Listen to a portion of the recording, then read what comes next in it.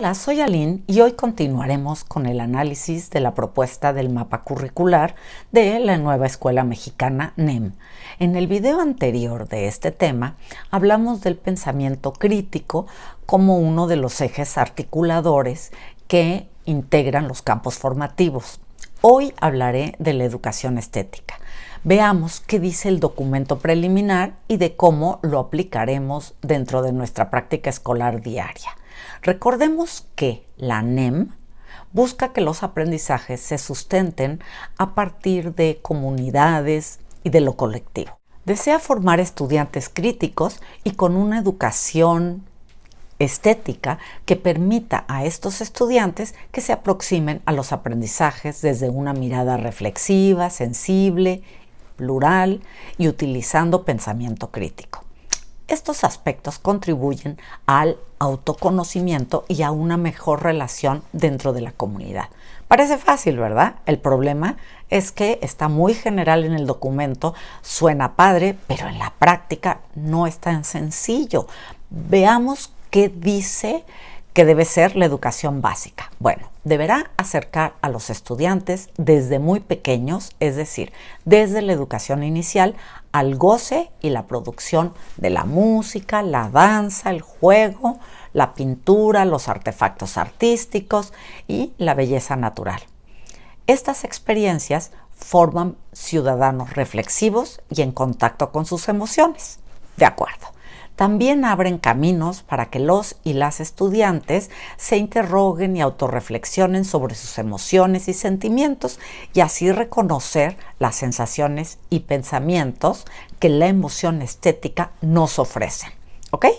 Estas emociones contribuyen al desarrollo corporal, cognitivo, afectivo y sociocultural y nos ayudan también a regular nuestras emociones, a tener sentimientos, por ejemplo, de pertenencia, a ser empático hacia los otros y abre puertas para cooperar y afrontar conflictos.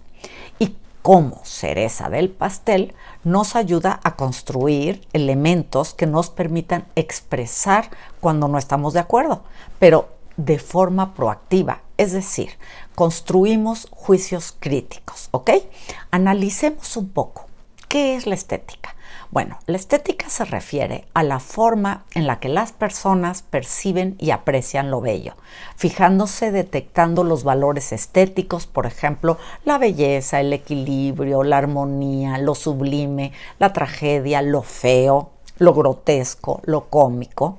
¿Has pensado por qué la NEM dice que la educación estética promueve pensamientos críticos? Bueno, es así porque el pensamiento crítico estético busca responder al porqué de cuestiones. Por ejemplo, ¿por qué algún objeto, pintura, escultura resulta o no atractivo para los espectadores? Eso, la educación estética, está entrelazada con la creatividad. Guilford, en 1983, con respecto a este tema, dice que una persona creativa está dotada de iniciativa, plena de recursos y de confianza, lista para enfrentar problemas personales e interpersonales o de cualquier otra índole. La creatividad, para ese autor, es la clave de la educación en su sentido más amplio. Pensar creativamente es la capacidad para idear algo nuevo, relacionar algo conocido con una forma innovadora o apartarse de estos pensamientos o conductas habituales y buscar otras maneras. La educación estética desde la NEM incide en los diferentes campos formativos. Por lo tanto, queremos ampliar la percepción y el juicio crítico de los niñas, niños y jóvenes a partir de ponerlos en contacto con las producciones de las humanidades, con las manifestaciones culturales y manifestaciones artísticas, pero también, y muy importante, con las ciencias.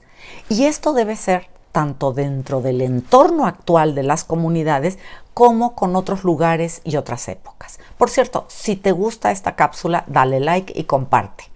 Bueno, pero continuando con el tema, Tamayo Clara en 2002 nos dice que aprender sobre estética, arte y lenguaje visual es semejante al aprendizaje de una lengua que se aprende dentro de una comunidad lingüística. Pues no aprendemos así nada más, sino estando inmerso. Y eso mismo sucede con las imágenes que están inmersas dentro de una cultura.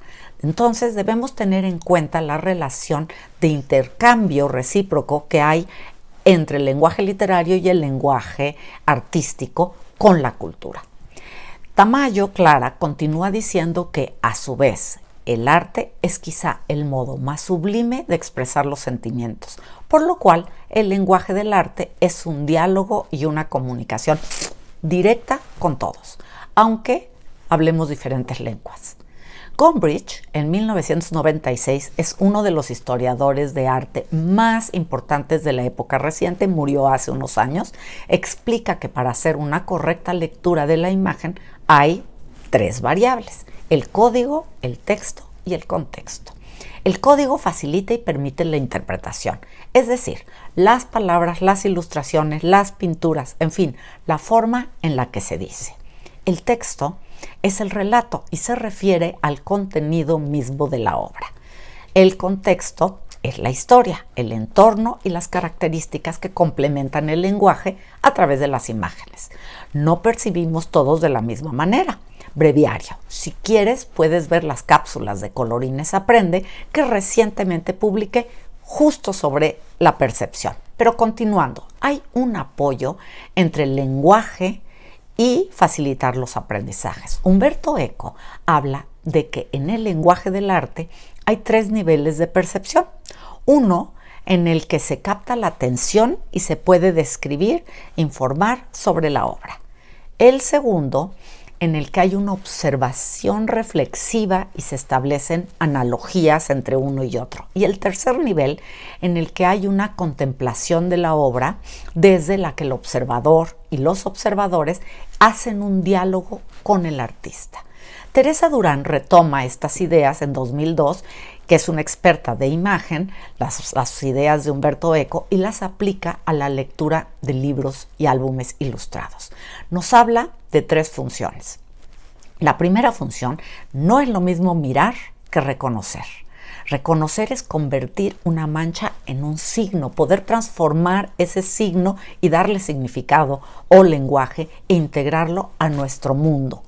Cuando reconocemos la relación entre ese dibujo y la realidad y lo ordenamos en nuestro mundo, justo nos enriquecemos, pues lo incorporamos y amalgamamos con nuestras experiencias. Segunda función: identificarse con uno mismo, entender la relación comunicativa que se establece entre la representación de la realidad que observamos y el relato de esa historia y la expresión de nuestra propia realidad. Es decir, se refiere a la posibilidad de identificarnos con el personaje, implicarse afectivamente, saber si ríe, llora, corre, duerme. Eso es la segunda función. Y la tercera función es imaginar y proyectar para crear una circunstancia nueva. Es decir, sumamos lo que hemos experimentado en otros sitios de nuestros esquemas y lo ponemos en una nueva experiencia que añadiremos a nuestras experiencias previas. Es decir, con las nuevas resignificamos texto y imagen. En las aulas, a partir de la conversación dialógica y de las percepciones compartidas de los pares, los alumnos y alumnas harán inferencias acerca del mundo real. En cada percepción hay una expectativa de cómo podría mirarse el mundo desde nuestra comunidad, pero ¿saben qué? También reconocer qué sucede en el contexto globalizado. Estas experiencias se manifiestan y expresan las emociones, los sentimientos, los conocimientos y los pensamientos de quien los percibe. Espero que esta cápsula les haya entretenido, que les sirva para el marco curricular de la nueva escuela mexicana, y en estos videos, como ven, estamos analizando los ejes articuladores que conforman la NEM. Dale like y, por cierto, si quieres algún tema en específico, escribe tus peticiones en los comentarios y sus deseos son órdenes para mí y lo hago. ¡Saludos!